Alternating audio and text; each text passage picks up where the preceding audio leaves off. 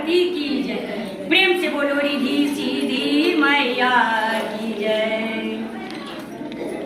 अरे तपने कसुरवा शिव गुरु हमरा से भइलो जी। शिव गुरु कौने कलम से लिखलू भाग।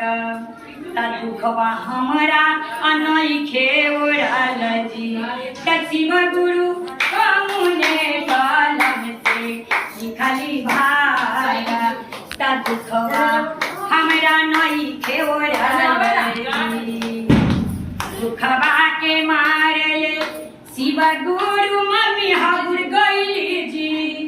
शिव गुरु मम्मी हबुर गइली जी।